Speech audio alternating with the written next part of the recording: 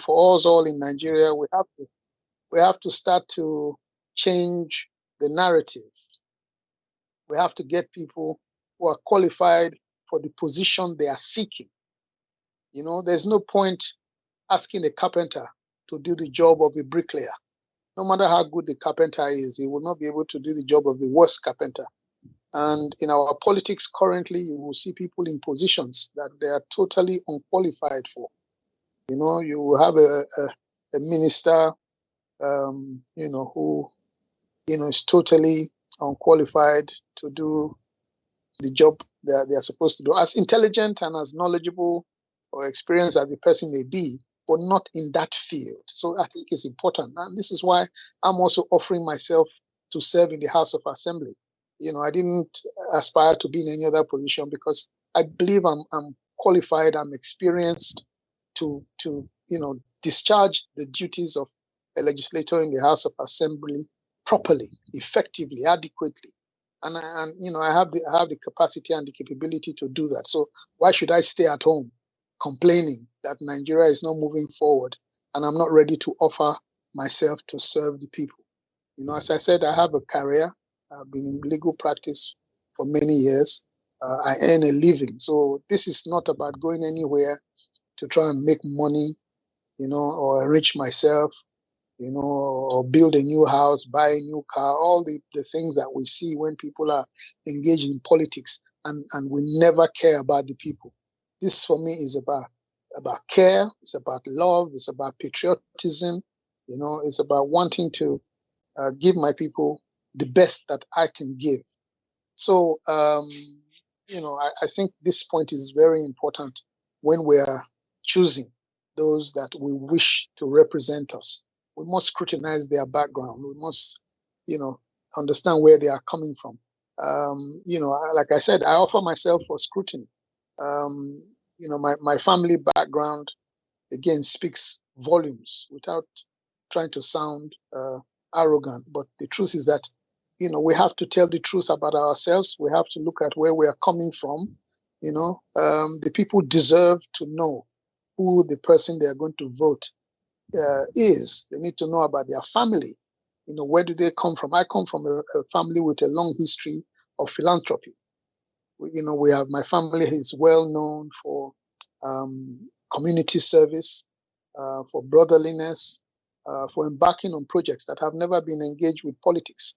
We have just been a very caring family, always trying to do what we can for the people. So, on my part, this is the reason why, I wish to be engaged in this election, to also do my part for my community, for my state. And I will be judged at the end of it, if I'm successful, as to how successful, I was. But as I said, I refuse to be a bystander anymore in the affairs that affect my life, affect my daily living, and affects the lives of millions of people. So, again, this is really why I offer myself for this position. And it's important, like I said, that anybody who wishes to represent his people has the requisite state of mind, compassion, and understanding of how important it is when you hold political position. The amount of lives you affect by just a stroke of your pen, or by a decision you agree to champion, or a decision you disagree with. So it's very important that at this level, where people are, they leave their lives in your hands for you to do the job you are supposed to do, that you take it seriously, that a high degree of maturity is displayed when you finally occupy that position. So I'm seeking this opportunity to represent my people, because we all say now in Nigeria that enough is enough. Enough is enough. We no longer want to have politicians that are recycled, who continue to only change their clothes, but they don't change themselves. So the era of having people just come and give you money and then they propagate themselves, and we have people in power today who are seeking power, who are well into their 80s. I think there comes a time with every product where you get to your expiry date. Nobody will take expired drugs. So I think we should also reject expired people. Like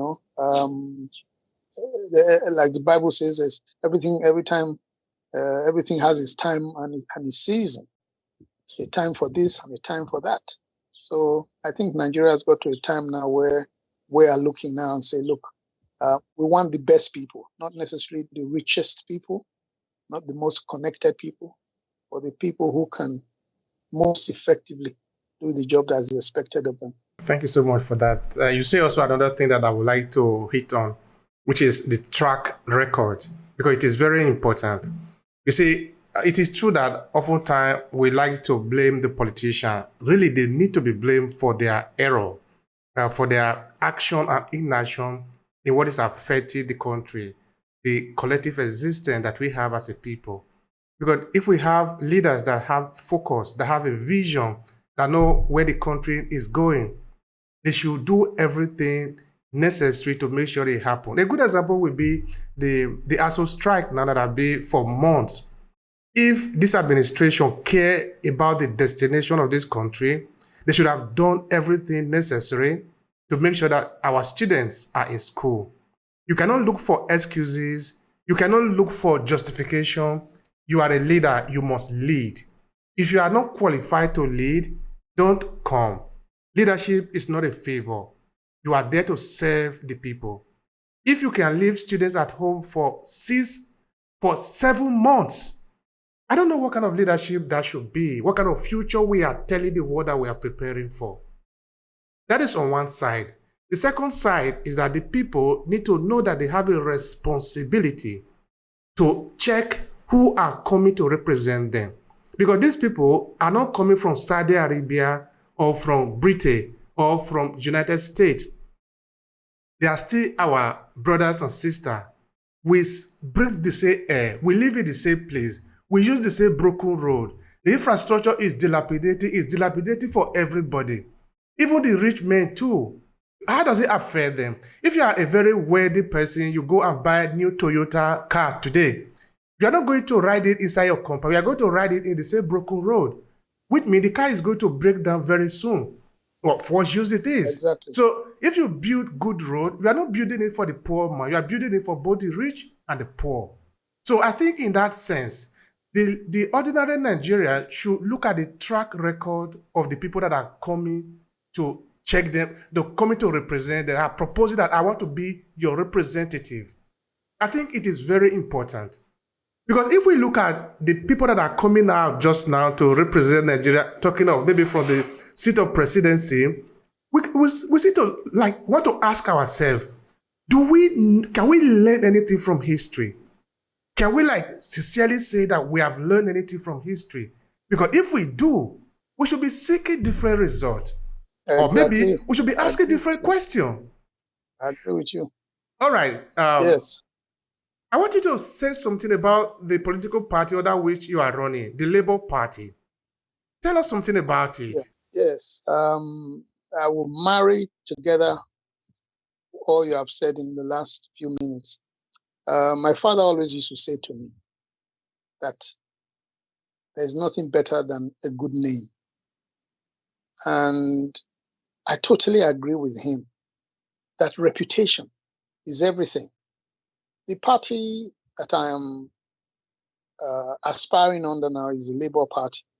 But the truth is that what is making the Labour Party popular now is not the party itself, but rather its presidential candidate in the person of Peter Obi. Peter Obi's reputation, his character, his antecedents, his track record, his personality, his intelligence are the things that are selling him right now and consequently selling the Labour Party.